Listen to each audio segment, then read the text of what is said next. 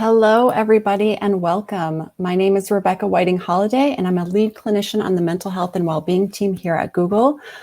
We're thrilled to have you all join us today for a great conversation about how sleep impacts our well-being and health.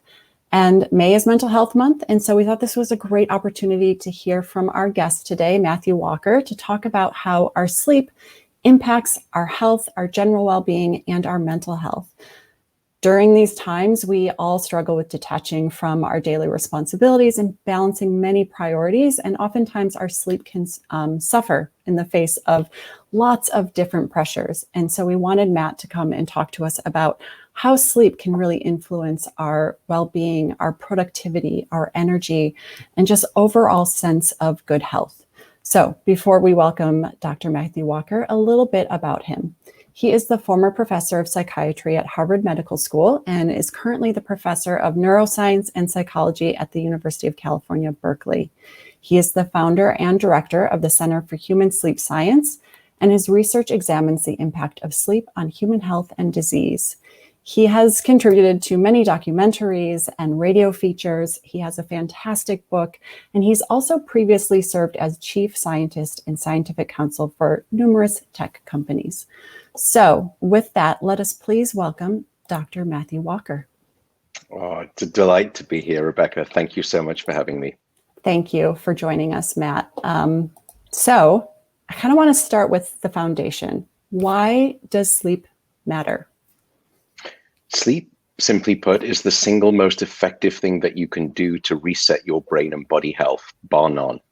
And I'm not trying to diminish the importance of diet or exercise, but just as an example, if I were to take you, Rebecca, and I were to deprive you of food for 24 hours, exercise for 24 hours, or even water for 24 hours, or deprive you of sleep for 24 hours and measure the changes in your brain and your body by a quite large country mile, the devastation that one night of insufficient sleep will cause dwarfs those other three.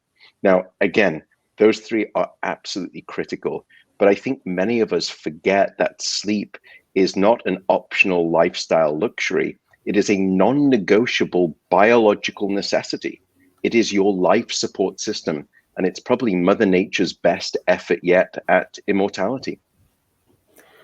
Yeah, I mean, I think back to the times when I pulled all-nighters, and I would certainly go 24 hours without sleep. Exactly. And just now thinking about, oh, how did that impact my health? And I know in your book and other talks you've given, you've really shared a lot about how sleep and lack thereof actually impacts our physiology and our health. So I'm curious if you can just share a little bit about what is the long-term impact of no sleep? Yeah, so a lack of sleep, as I said, will change aspects of both your brain and your body. It's probably firstly good to note that based on the studies so far, the number of people who can survive on less than 7 hours of sleep without showing any impairment, rounded to a whole number and expressed as a percent of the population, is actually zero. So that gives us firstly a toehold into the necessity of it.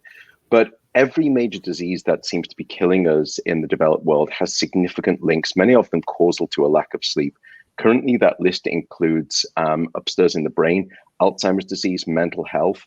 Within mental health, that includes suicide, depression, and anxiety.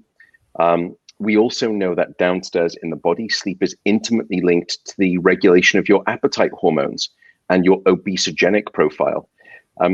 Furthermore, we know that just 1 week of short sleep will disrupt your blood sugar levels so profoundly that by the end of that week, your doctor would classify you as pre-diabetic. Furthermore, we also know how intimate the relationship is between sleep and our immune health. So, for example, people who report getting less than 7 hours of sleep a night are almost 3 times more likely to become infected by the rhinovirus or the common cold. And of course, we're all concerned about, immunity right now. We've also found that if you're not getting sufficient sleep in the week before you get your flu shot, you produce less than 50% of the normal antibody response, rendering that flu shot, largely ineffective. We also know that your heart suffers, and it doesn't take very much because there's a global experiment performed on 1.6 billion people across 70 countries twice a year, and it's called daylight savings time. Now, in the spring, when we lose just 1 hour of sleep opportunity, we see a subsequent 24% increase in heart attack risk the following day. Yet in the fall, in the autumn, when we gain an hour of sleep, there's a 21% reduction in heart attacks. That's how fragile and vulnerable our bodies are to even just the smallest perturbation of sleep. And then finally, I would just note that we've now been discovering, and we've been doing a lot of work in this area, that a lack of sleep may be one of the most significant lifestyle factors determining whether or not you will go on to develop Alzheimer's disease. And I'm happy to double click into any one of those domains, but every major physiological system, cardiovascular system, metabolic system, thermoregulatory system. I didn't speak about hormones. We also know that 1 week of short sleep will actually decrease the amount of testosterone that a man has, so much so that by the end of 1 week, the testosterone levels are that of someone 10 years their senior. So a lack of sleep will age a man by a decade in terms of that aspect of wellness. We also see equivalent impairments in female reproductive health caused by insufficient sleep. So there's no major physiological system of the body and no major operation of the mind that isn't wonderfully enhanced when we get sleep or demonstrably impaired when we don't get enough. Yeah, that's exactly what I was just thinking. Like, what haven't you mentioned that is impacted by our sleep? Well, it's a fascinating question. Almost 30 years ago, we used to ask the question, why do we sleep? And the crass and unhelpful answer was that we sleep to cure sleepiness, which is the fatuous equivalent of saying, well, we eat to cure hunger. That tells you nothing about the nutritional profile of food. But now, 30 years later, based on tens of thousands of studies, we've had to upend the question. We've had to ask, is there anything that sleep doesn't serve in terms of a vital function that isn't impaired when you take sleep away? And the answer seems to be no. Even your genes, 1 week of 6 hours of sleep in healthy adults will distort well over 700 genes in terms of their expression. So even the very sort of nook and cranny of your DNA nucleic alphabet that spells out your daily health narrative is impacted by a lack of sleep. And to me, that finding is so profound because I think many of us feel uncomfortable about this idea of, let's say, genetically modified embryos or even genetically modified food. But if we don't get the sleep that we need, we may be inflicting a similar genetic engineering experiment unwittingly on ourselves every week.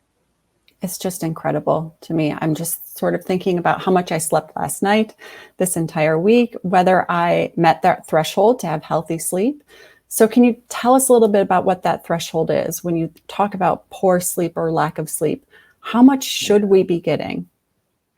Yeah, it's a great question. And just like recommended calories, there's a range. Right now, we suggest that the average range should be somewhere between 7 to 9 hours of sleep a night. The CDC currently recommends a minimum of 7 hours of sleep a night. And we know that once you drop below 7 hours, that's when things start to become deleterious. And in fact, just from a fundamental standpoint, using that sweet spot of 7 to 9 hours as the reference marker, the shorter your sleep, the shorter your life.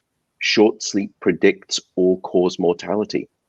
But it's not just about your lifespan. I think what is more critical is our health span. It's not just living longer that we want to do, it's living longer with health that we want to do. And sleep provides a support for both parts of that lifespan equation. You mentioned health. Now, I said, it's Mental Health Month. It's May. And so I want to do that double click into mental health. Can you talk about the relationship between sleep and mental health? It's an incredibly powerful one, and one, in truth, we're still only really sort of scratching the surface on. The first thing I would note is this. In the past 20 years of study, I have not been able to discover a single major psychiatric condition in which sleep is normal. Wow. And that fact to me is so striking. And I think what we're starting to learn is that sleep has a profound story to tell in both our understanding, our treatment, maybe even ultimately our prevention of grave mental illness. But we can go further still and ask, well, what are the connections? What are the links? Let me take the most prevalent psychiatric condition, which is anxiety. And here it is a two-way street, and we're finding this with sleep and mental health all of the time. 20 years ago, psychiatry used to think that sleep disruption was a consequence of psychiatric disorders. Now, instead, we're actually being forced to think about the opposite direction. Is sleep disruption actually a contributing factor to psychiatric conditions, or even a trigger of psychiatric conditions? And the answer seems to be yes. Now, it's not the flow of traffic is completely in the opposite direction. It is a bi-directional relationship. And anxiety is a great example. Firstly, we know that individuals who are highly anxious typically have worse total sleep time. They have worse disruption of sleep. They wake up more throughout the night. And they also have less deep quality sleep, something that we call deep non-rapid eye movement sleep, or deep non-REM sleep for short. And I think it's beautifully impressed by a quote from the wonderful English writer Charlotte Bronte, who once said that a ruffled mind makes for a restless pillow.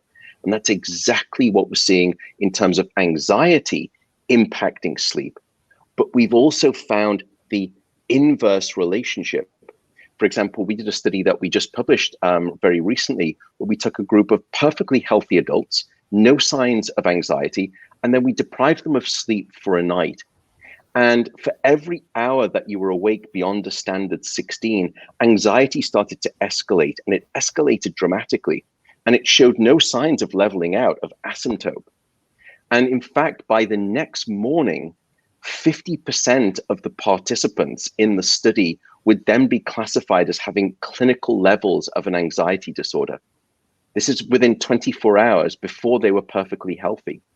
We also then went on to find why that's the case, because your prefrontal cortex, which helps regulate your moods and emotions, becomes disconnected from your deep emotional anxiety triggering centers.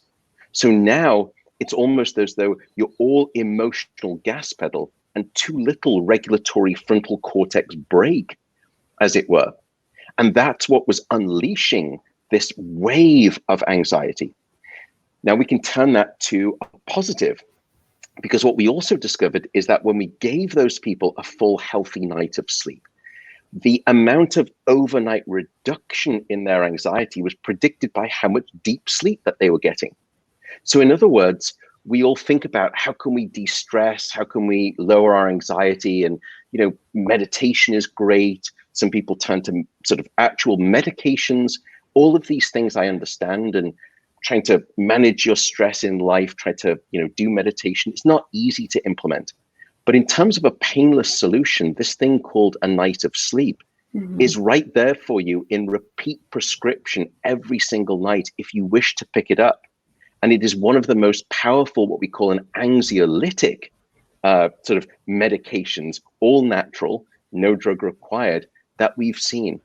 And in fact, even in that study, it doesn't require a full night of sleep, I should note, because what we found is that in a larger group of participants that we tracked across several weeks, even subtle changes in their sleep from one night to the next predicted their anxiety levels from one day to the next. So there really is a very intimate association there between sleep, mental health in general, but including anxiety. And I'm happy to go into any one of the other psychiatric conditions. I think anxiety is a great one to focus on. I think this past year has been really challenging. And I know for me, my anxiety has increased. My stress has increased. Yeah. One of the challenges I find is that, yes, sleep helps, but when we're feeling anxious, sometimes the ruminations in our mind just won't turn off. So any tips of how we can actually tap into sleep a little bit better when we are feeling anxious? Yeah, there's some things that we can all do to try to help battle that. It's not easy by any means. And, by the way, I'm no stranger to this. I've had my struggles with anxiety. I've also had my battles with insomnia. Just because I know something about this topic doesn't mean that my biology and my mental state is invulnerable to those things. But here are things that people can start doing. The first is try to keep everything regular with your sleep schedule. In fact, no matter what, if I'm trying to tell people how to improve or optimize their sleep, regularity is king. So go to bed at the same time, wake up at the same time, give yourself at least a 7.5 hour sleep opportunity. The next thing down is try to have a worry journal. And when I was writing the book and looking at this evidence, now I'm a pretty hard-nosed kind of brain scientist. And I was thinking worry journals, it all sounds a little bit woo-woo, kumbaya. It sounds very UC Berkeley, actually. But I looked at the data and it was incredibly powerful that if you were to keep a worry journal, so 2 hours before bed, just grab a piece of paper and a pencil and just write down all of the concerns that you have going on in your mind. Don't do this right before bed, just get them down. And it's like catharsis. You're almost vomiting out your anxiety onto the page. And there's something about that that actually relieves you of that anxiety pressure. And what we found is that people were falling asleep in half the time it took normally when they were keeping a worry journal. The next thing, because by the way, the reason that that's important is because in this modern era, we're so often constantly on reception. Very rarely do we do reflection. And unfortunately, nowadays, the one time when we do reflection is when our head hits the pillow. And that's the last time you want to do reflection, because as you mentioned there, you instantly go into the Rolodex of anxiety, you trigger rumination. Rumination leads to something that we call catastrophization. Everything seems to be bigger in the darkness of night when you're not sleeping. And then you're dead in the water for the next 2 hours when it comes to sleep. The next suggestion is meditation. Again, when I was looking at those data, that was, 4 or 5 years ago now, I didn't think it was going to be very strong. And I could not deny it. Time and time again, the studies demonstrated meditation was helpful. I ended up starting meditation and I've been doing meditation since then. It's definitely a very helpful practice, but it's not for everyone. Keep an eye out for your caffeine. Caffeine will drive up your anxiety in a very powerful way, and hopefully we'll come back to caffeine in great detail. Finally, I would say that if you don't want to meditate and you don't want to do those things, that's okay. Try to at least have some kind of a wind down routine, because many people think that sleep is like a light switch, that you can be racing around at night, doing those last emails, checking this, ordering that, dive into bed, switch off the light, and you expect sleep to come just like the light switch, that it's that quick. Sleep is not like that. Sleep is much more like trying to land a plane. It takes time for your physiology to come down and sort of, land on the terra firma of this thing called sound sleep at night. So find something that works for you. If it's listening to an audiobook, if it's taking a hot bath or a shower, and I'm happy to speak about temperature too, that's another key component of good sleep. Stretch, roll your sort of muscles out, whatever you like to do, find a practice that works for you and then stick to it. Because we do this with children. We have a bedtime routine. They have their bath, they get read to, and we know that that routine helps them wind down. And if you don't do that, it's a disaster. It's an absolute, show of interest. But we fail to think that that's applicable to us adults, but it is still applicable. So find a routine, and all of those things are different ways that you can try to sort of ameliorate that anxiety and give you better sleep at night. The last thing I would note is, or two things. If you're in bed at night and you're waking up because of anxiety, if it's been 20 or 25 minutes, don't stay in bed. Get up, get out of bed, and in a dim light in a room, just read a book or read a magazine. Do something relaxing. Don't check emails. Don't eat, because that will train your brain. And then the rule is only return to bed when you're sleepy. And the problem is that if you lie in bed awake, very quickly your brain learns the association between this thing called my bed with this thing called being wide awake. And you need to break that association over time. And so gradually, only by going back to bed when you're sleepy or only being in bed when you're sleepy, your brain will relearn that association. Because many patients will tell me, look, I'm falling asleep on the couch watching television, and then I get into bed and I'm wide awake and I don't know why. And it's because you've learned that association. And so the analogy there would be, you would never sit at a dinner table waiting to get hungry. So why would you lie in bed waiting to get sleepy? And the answer is no, you shouldn't. Just get out of bed. The last thing is be kind to yourself. Everyone has a bad night of sleep. And even though I'm telling you about the dangers of insufficient sleep, and I can't lie to you about that science, but one bad night of sleep or a couple of bad nights of sleep, it's okay. The world isn't going to end, because the harder you try to sleep, it's a little bit like trying to remember a word or a name of someone. The harder you try, the further away it gets. Right. And when you stop, the closer it comes towards you. And then it just happens in the mind.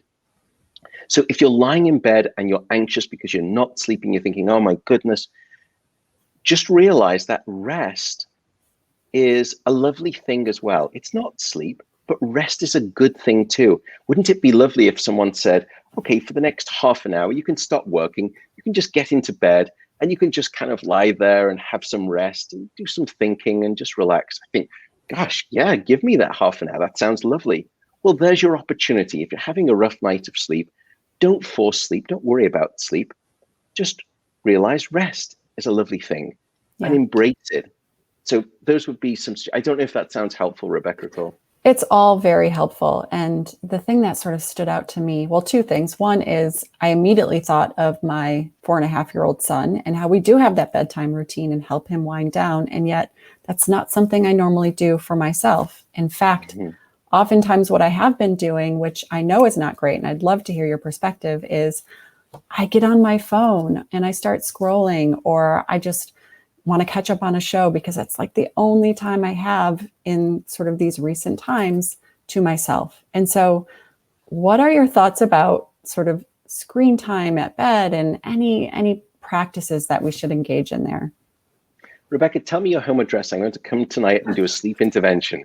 We cannot have you doing that. Look, having some television in the evening is great. It helps people disengage, winds down. That's not a problem. Just make sure that you're sort of ready for bed.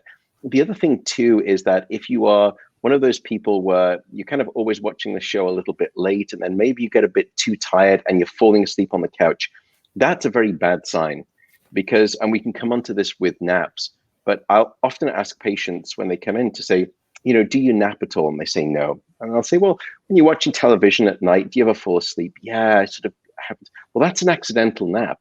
And it's happening at the worst time right before sleep, because you're releasing all of that good sleepiness with the nap. It's like snacking before your main meal.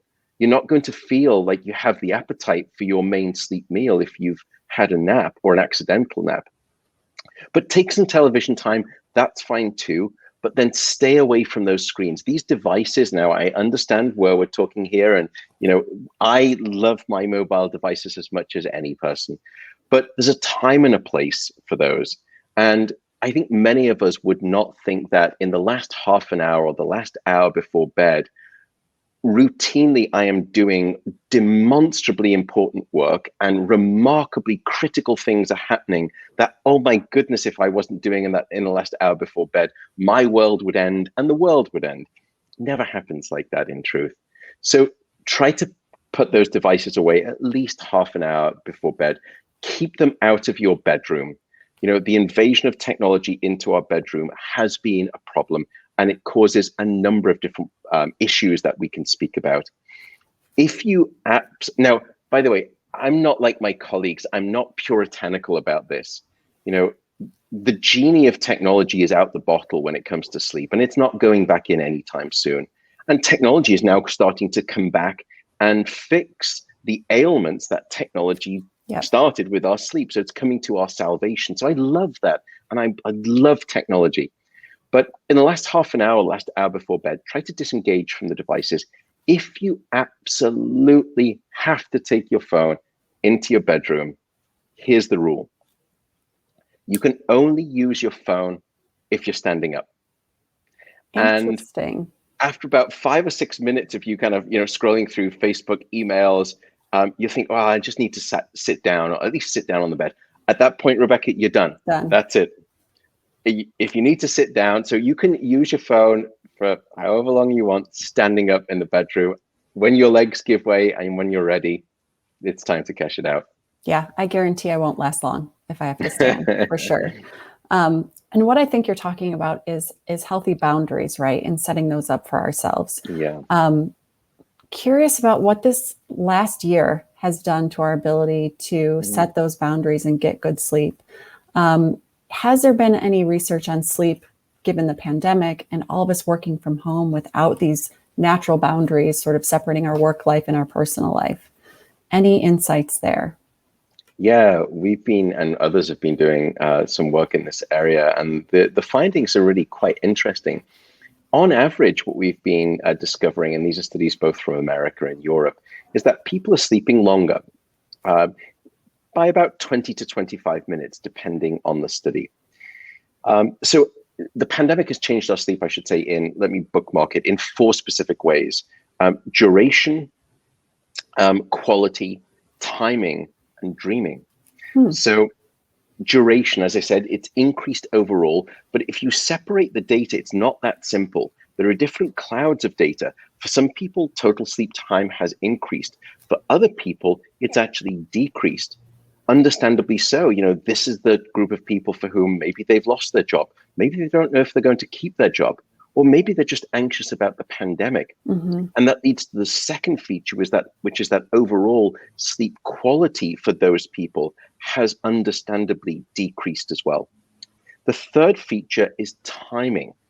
That the way that on average people have been getting longer sleep is that they're going to bed later and they're waking up significantly later, because we don't have to enable our commute, and people don't have to sort of get the kids to school, all of which means that typically when we were before the pandemic, people were waking up and leaving their house earlier, and arriving, and work hours had increased. So over the past sort of 20 years, so people were arriving home later, and no one wanted to give up family time or Netflix in the evening. So the one thing over the past 20 years that got squeezed like vice grips in the middle of this night was a thing called a full night of sleep. Yep. And now we've seen that expansion starting to happen. What's lovely about the timing is that the reason I think that shift towards the rightward, people going to bed later and waking up later, is not necessarily everyone doing that. It's that the night owls among the population listening to this right now, and it's called your chronotype. Are you a morning type, evening type, or somewhere in between? You don't get to decide. It's dictated by your genes. We've discovered at least 9 genes that will determine this. It's there from birth. It's not your choice. It's not your fault if you're a night owl. But society is profoundly biased against night owls and favors morning types. And we label night owls as being slothful or lazy. You can't get it together. You can't get up in the morning. You're not in the gym at 5. You're not at your desk at 6:30 in the morning. What's wrong with you? But with the pandemic and the easing of these boundaries, it's revenge of the night owls.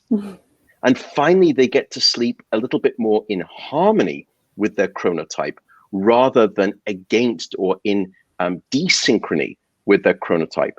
And that's incredibly powerful, because when you fight your biology, if you're not getting sufficient sleep or you're sleeping against your chronotype, you normally lose. And the way you know you've lost is through disease and sickness. So that's the third feature. The final feature is dreaming. What we found is that dream sleep actually provides a form of overnight therapy. It's emotional first aid. That dream sleep takes the difficult traumatic experiences that we've been having during the day, and REM sleep acts like a nocturnal soothing balm at night. And it takes the sharp edges off those emotional experiences, so that when we come back the next day, we don't feel as bad about those things. They don't feel as painful anymore. And so, it's not time that heals all wounds, but it's time during sleep, and including REM sleep, that provides emotional convalescence. And no wonder when we are more anxious and when we're going through this incredible, traumatic thing called a pandemic, we're dreaming more, because the brain is self-medicating what it needs, which is emotional therapy. And in fact, the American entrepreneur, it was E. Joseph Kosman. He had this lovely phrase. He said that the best bridge between despair and hope is a good night of sleep. And that's exactly what we've been seeing in the data. Does that help? That's fantastic to hear. And I have noticed a few more dreams recently. So I'm sort of putting my own experience into a different perspective now. One question, how do you know your chronotype? How do you know if you are a night owl? Yeah, so you can do it one of two ways. I can do it very quickly in a rough shot way, which isn't the most accurate, but I can ask you this following question. Rebecca, if you were stranded on a desert island, you had no one to wake up for, no responsibilities, nothing to do, what time do you think naturally you would like to go to bed, and what time would you wake up? And that can sort of give you a rough, and for most people, that's very different to what society is forcing them to do right now. But if you want to sort of get a deeper dive, you can actually do something called the MEQ test, which stands for Morningness, Eveningness Questionnaire. Just Google it and you will be able to find it online. And it probably takes about 5 minutes. And that gives you a much more accurate rendering. It's a bunch of questions and you'll get much closer. It will tell you, in fact, which of either those three flavors you are. But neuroscience right now, we've actually split them into 5 categories: extreme morning type, neutral, evening type, extreme evening type. If you really want to go a little bit further and understand what your genetic predilection is, you can do some of these genetic test kits. Many of them will give you your specific chronotype genes and tell you roughly what your standard sort of circadian preference is on the 24-hour clock face. Got it. Okay. I'm going to definitely Google that and figure out where I am. I think generally I would guess that I'm a neutral, but definitely feel like I'm the person who needs 9 hours of sleep. Like I'm someone who just feels much more refreshed and able to sort of tackle the day when I have more sleep. So yeah, interesting to think about. Lots of people are in that bucket. And, you know, in terms of the split between those chronotypes, it's about a third. So about a third of people are morning types, third neutral, third evening types. So, yeah. So I just want to remind folks to put your questions in the chat because we are going to very shortly move into audience questions and engage you all here with us. I know you mentioned earlier that you wanted to sort of come back to the idea of caffeine. That's going to be my last question. I'm definitely a coffee drinker. So share, what am I doing to myself by drinking coffee?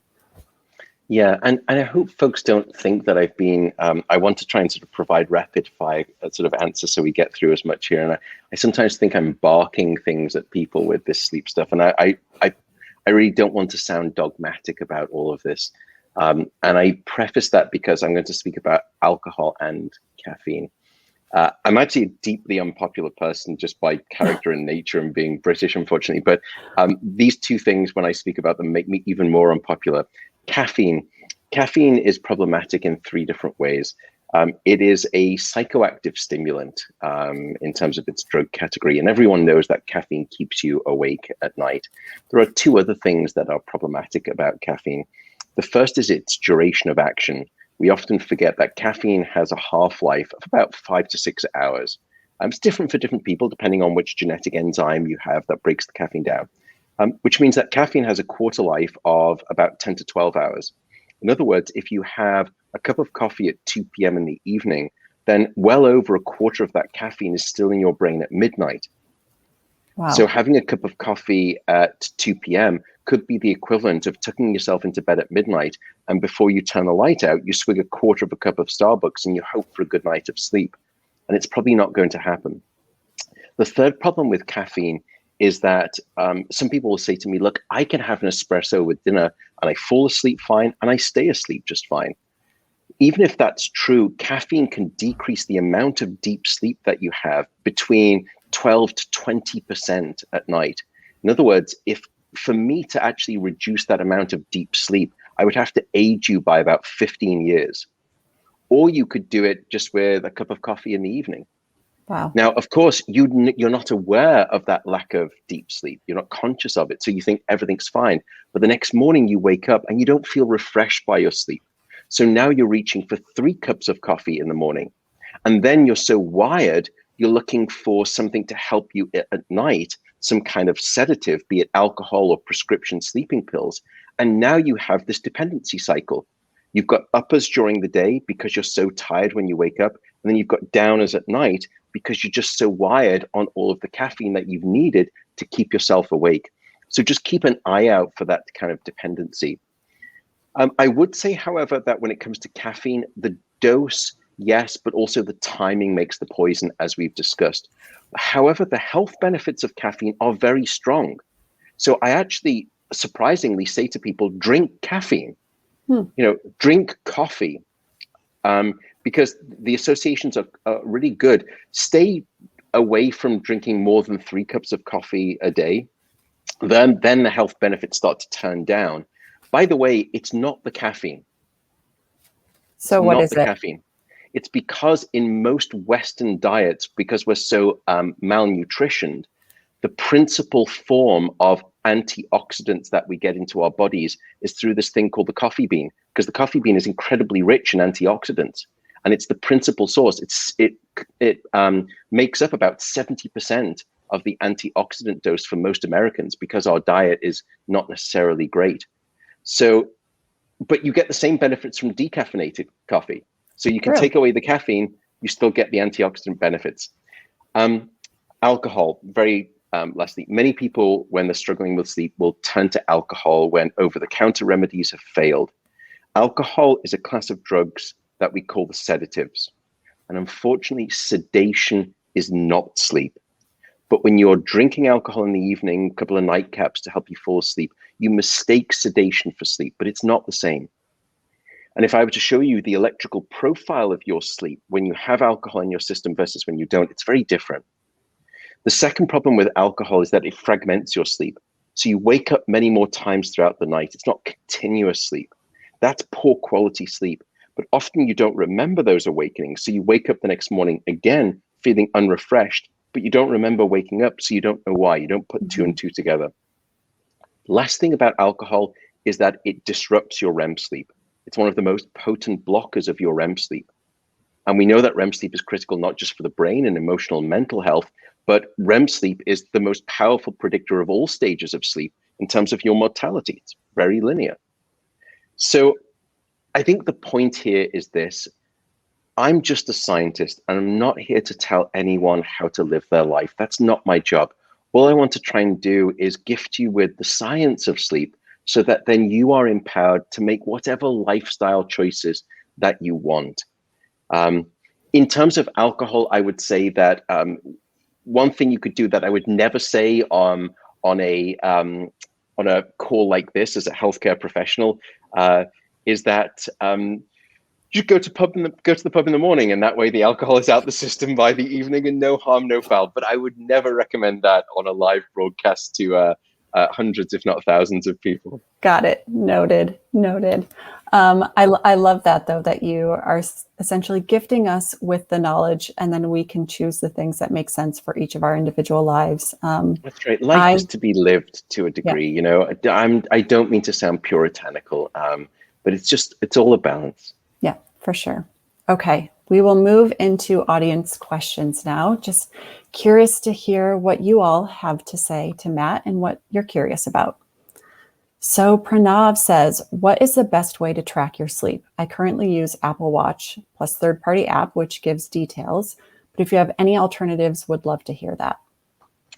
Yeah, so full disclosure, I'm the chief scientific officer for a company called Oura, and they have a ring. But so take everything I say with a grain of salt, but I would say that I was actually using the ring, and I've worn every single device you can imagine. I'm a tech freak when it comes to sleep gadgets. And I've been wearing the Oura ring for 2 years before, and I like it for 2 reasons. The first reason is the form factor, because when we go to bed, we take things off. We don't put things on. So wristwatches, headband devices, chest straps, etc., they're not very sticky. And if you look at the adherence rates of those things, they decline very quickly over about a month.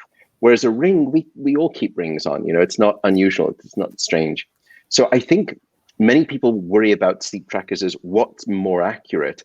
when instead I think we also have to think in a different vertical, which is what's more compliant, what is more sort of, as I said, I'm very enamored with the idea of unwearables rather than wearables. And I think the Ring gets almost as close to an unwearable as you could imagine. But I would say that if you look at the data, all of these different wristwatches or armbands or rings, they're all kind of much of a muchness in terms of their accuracy. They're all about sort of 70-ish% accurate at separating wake from sleep. And then when you dig into the different stages of sleep, light non-REM, deep non-REM, REM, the accuracy drops a little bit. I would say, though, however, working with Aura right now, based on the data I've seen, and this is trying to be objective, I would say that it's probably the industry standard. It's probably the leading sort of standard in terms of its precision accuracy. All of them are going to get better right now. So keep that in mind. But for me, when people say, what's the best sleep tracker? I usually say it's the one that you use most frequently. Got it. Again, what works for each individual, right? Correct. I do want to follow. What is an unwearable when you mention that? What are you referring to? Yeah, so you can have technology that actually doesn't touch you at all. So, there are sort of radar devices that we've been considering. We also know that, mattresses, I help a mattress company called Bright, again, full disclosure, Bryte, which is a smart mattress company. And I think the mattress is an interesting device too, because yes, you're not wearing it, so it's an unwearable, but we all have to lie in a bed. So that actually, I think, could be another interesting vehicle with which we can be tracking sleep. And when you think about it, it stuns me. If you were to compare your car today versus a car from 50 years ago, radically different. Your car is packed full of all kinds of sensors and technology, unless you're someone like me who loves vintage cars, but let's not go there. But when you think about your mattress from 50 years ago and your standard mattress now, they're much more similar than they are different. Yet, we may only spend, if we're unlucky, 2 hours a day in our car, but we spend hopefully 8 hours of time in bed every night. And so why aren't we invested in a mattress more so than a car as a health diagnostic, as barometer? So there's lots of new, interesting kind of what I would think of as low friction, no friction devices that I think we'll move towards. Yeah, cool things to look out for sure. Ready for the next question from our audience. All right, Matt. Matt says, hi, Matt. Your book changed my life. Thank you. Love hearing that. I try to do breathing exercises every night. They work incredibly well and I fall right asleep. Have you ever done studies on breathing and the effects? Yeah, so we've been looking at this and breathing is very powerful because it can help shift what you're talking about there, Matt, is shifting your state from being over into what we call the fight or flight branch of the nervous system, which is sort of the more anxious branch of the nervous system, to the rest and digest, what we call the parasympathetic nervous system. And we know for a fact that you cannot be in a wired sort of charged sympathetic fight or flight state and fall asleep. And it's a syndrome that we've been seeing over the past 5 years, a clinical syndrome. It's what I would call wired but tired, where people will say, look, I am just so tired, I'm desperate for sleep, but I'm just so wired that I can't fall asleep. And in part, the manifestation physiologically from a neurological perspective is that your fight or your flight branch of the nervous system is ratcheted too high. But when you start to breathe, it's sort of like calm down, just breathe. When people say that, calm down is saying physiologically go from this fight or flight branch, shifting away from that to the rest branch of the nervous system. That's exactly what Matt is doing with the breathing there. Breathing also helps you take your mind off itself because you stay away from that rumination. That's why I love meditation and sort of body awareness, where you can do a body scan and you sort of move through your body, you sense your body. All of a sudden you stop thinking about what didn't I do yesterday? What do I need to do more tomorrow? Oh my goodness, that's that work thing that I need to do. And you just engage in these different practices. It's a lovely way to get out of that rumination cycle. And thank you for what you said about the book, Matt. That it really means a lot. So thank you. Yeah, being in the present moment, and what you said earlier about sort of being kind to ourselves. So being in that moment without judgment, I think is so helpful. Yeah. Next question from our audience.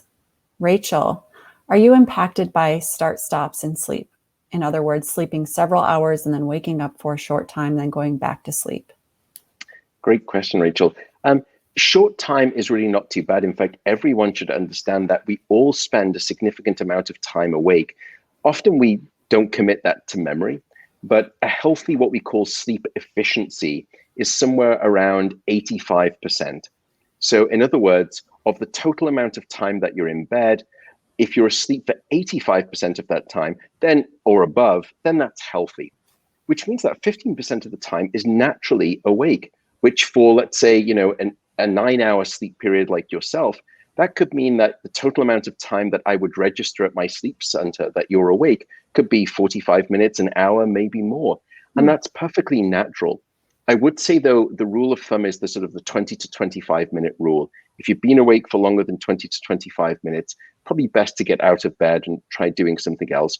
But don't worry if you wake up and it's 10 minutes after you go to the bathroom and you come back and you're thinking, oh my goodness, I heard that idiot guy with a bad sort of Hugh Grant accent telling me something about sleep yesterday, and I'm awake for 10 minutes and the world is a disaster. Not at all. That's perfectly fine. Your brain will usually find a way to get back into the right sort of cycle and the pattern of your sleep cycles as well.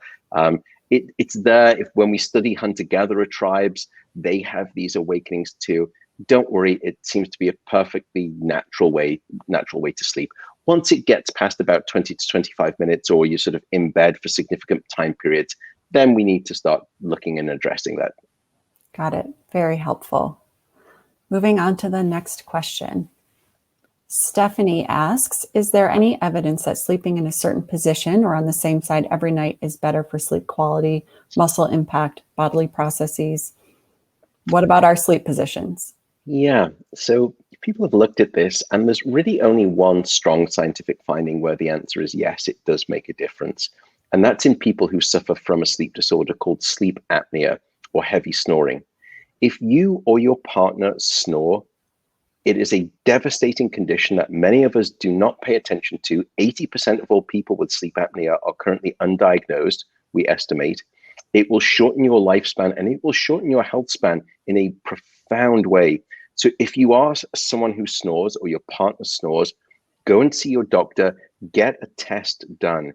And there are robust treatments to help you out.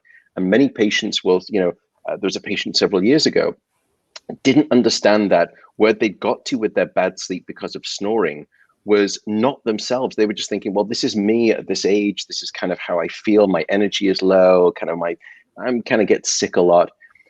When they didn't realize that they are suffering from an undiagnosed, untreated sleep disorder, they treated the sleep disorder and they said, what was the phrase? They said it was like wiping a frosted window clear, and that mentally I could finally see again. And Wow. it felt like they'd reversed their clock by 15 years in terms of the aging process. They just felt that much brighter and sharper. So I'm laboring the point, but if you are a snorer, sleeping on your back is a bad idea, because snoring is about the collapsing of your airways. And when you are lying on your back, you're allowing your airways to give way to gravity even more. Whereas when you lie on your front or on your side, it's less easy for those airways to collapse.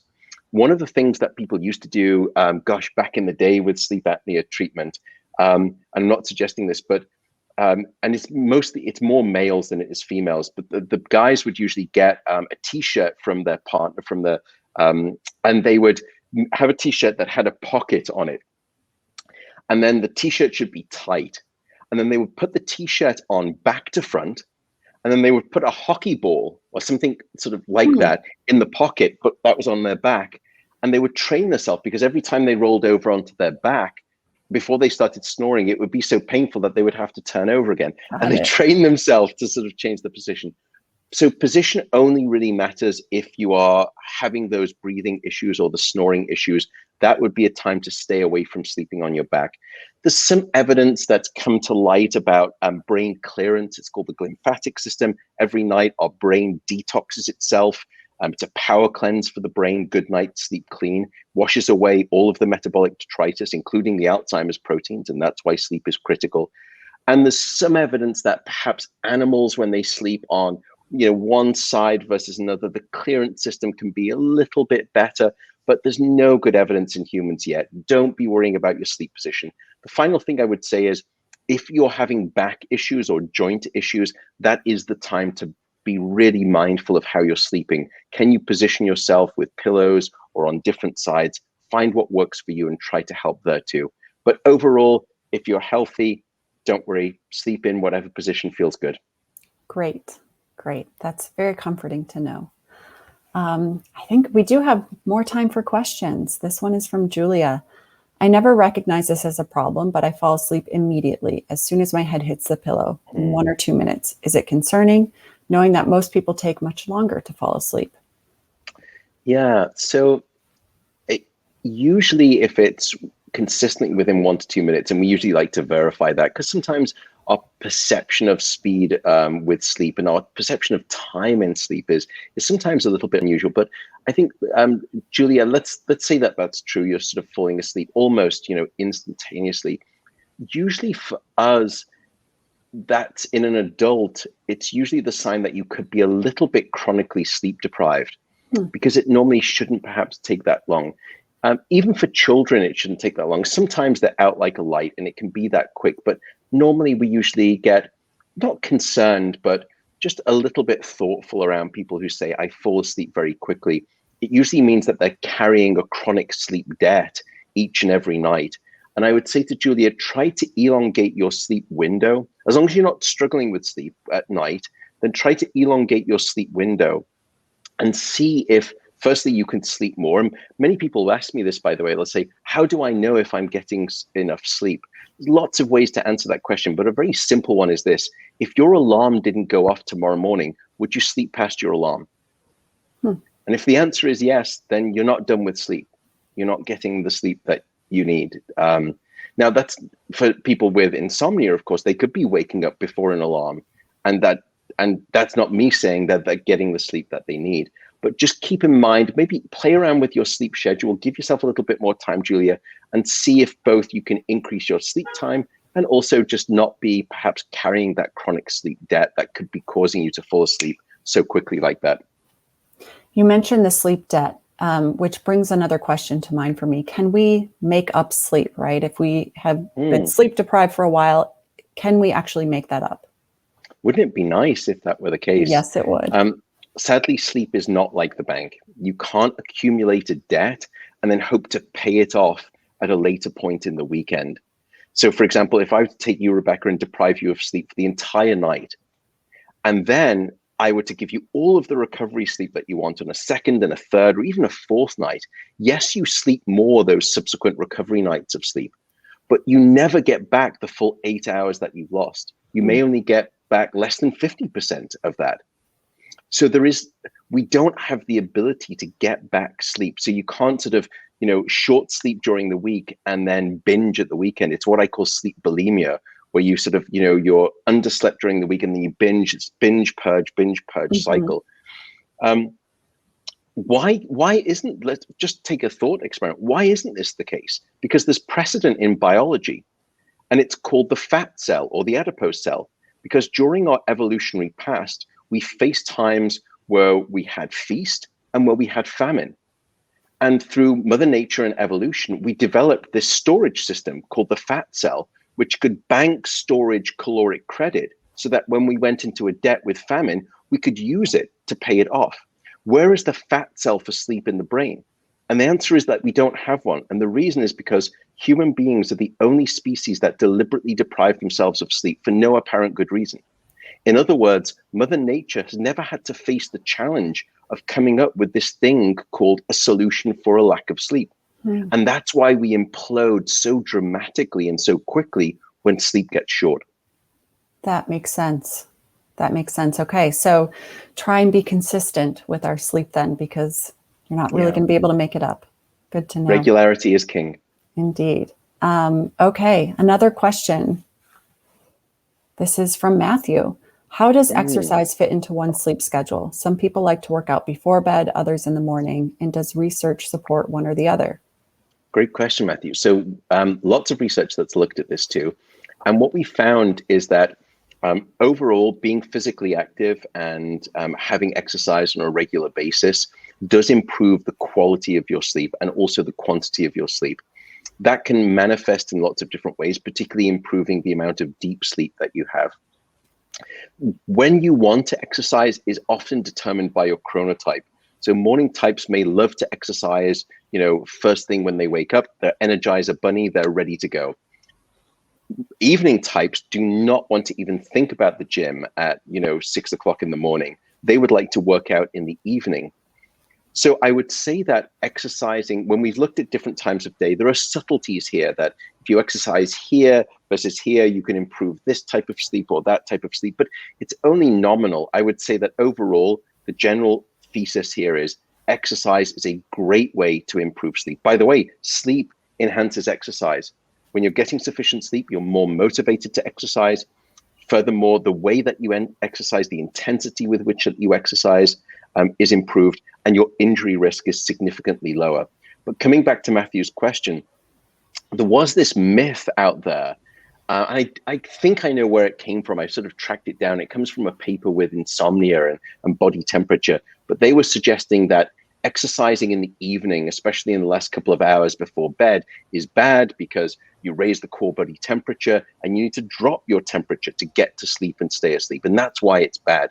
But when you look at the true data, no good evidence for that at all.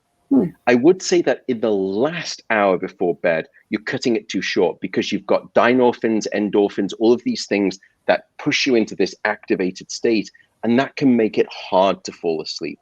But overall, I would say, firstly, the most important thing is get some physical activity during the day. If you can, make sure you get bright light when you're doing it. Natural light is great for sleep as well. If you are exercising, find out what chronotype you are and find out what works, and then see if your schedule can kind of match that. It's not a problem if you're an evening type and the only chance you get to exercise in the morning. I'm not saying you shouldn't exercise, still exercise, but don't worry about exercising sort of later into the evening. That's a complete myth. The data does not support that. Yeah, I had heard that as well about exercise in the evening and body temperature. Yeah. And so it's good to dispel a myth for sure. I think we have time for one very quick last question before we wrap up. And this is from Phoebe. You mentioned in the masterclass series that alcohol prohibits deep restorative sleep. How about sugary snacks in the evening? Thank you for watching the masterclass, Phoebe. So yes, alcohol will disrupt sleep, including your REM sleep, and it will block REM sleep. What we also know, however, now is that diet matters.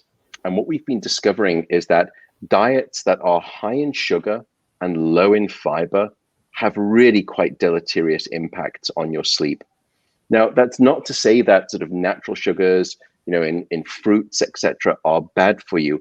What I would say, though, is that when it comes to bedtime, some people like to cut themselves off from food and they find that that helps they sleep better, and that's great. And there's a little bit of evidence for that. What I would say is, firstly, don't go to bed too hungry and don't go to bed too full. But if you like a snack in the evening, try to stay away from things, sugary things like cereals, etc., or chocolate bars, those types of things. Try to have something that has fiber and that has protein in. That's the best thing. So, a good example would be you could have some, Greek yogurt with some, fiber cereal or whatever it is sort of mixed into that too. That would be a great thing because sugar, not great for sleep. One of the reasons is because when we eat sugar, it is from an energetic standpoint, it's very thermocombustible, meaning that it will actually increase your body temperature.